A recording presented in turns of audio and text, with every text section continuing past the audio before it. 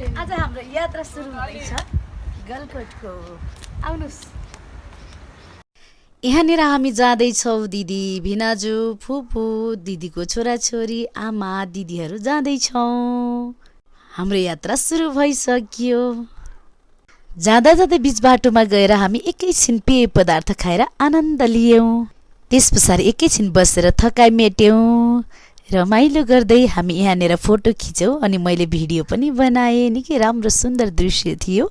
हिँड्दा हिँड्दै गाडीमा फेरि एउटा भिडियो बनाउन मन लाग्यो। र यात्रामा हामीले सुन्दर घरहरू, सुन्दर मन्दिरहरू पनि कैद गरेका थियौँ। यहाँनिर देख्न सक्नुहुन्छ यो हो पुरानो हरिचौर बजार।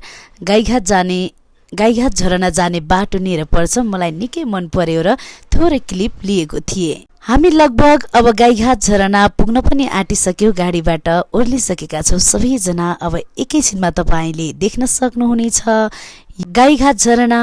यहाँनिर गाईघाट झरनाको छेउमा पानीको धारो थियो। चिसो पानी पिएर प्यास पनि मेटिसकेका छौँ।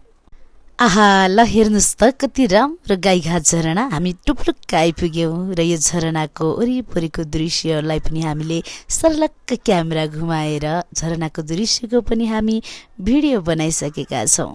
भिडियो बनाउँदा बनाउँदा घुम्दा घुम्दा हामी थाकेर मेरो नानी बाबुहरू एकैछिन यहाँनिर रमाइलो गर्दैछन् अनि हामी यतातिर साइडमा फेरि माथितिर पनि गएका थियौँ। कस्तो डर लाग्छ है, मलाई त एकदम डर लाग्यो। त्यो सक्सेस भयो है। झरनाको माथिपट्टि रहेको गुफामा पनि हामी दर्शन गरिसकेका छौँ। माथिबाट हामीले तलको दृश्यलाई पनि हामी कैद गरेका छौँ। तपाईहरूलाई कस्तो लाग्यो? लगभग हाम्रो घुमाइ पनि सकियो। घुम्दा घुम्दा भोक लागेर सबैजना मिलेर खाजा खायौँ। त्यस पछाडि हामी सबैजना फेरि एकचोटि झरनाको छेउमा बसेर फोटो लियौँ र घरतिर लाग्यौँ।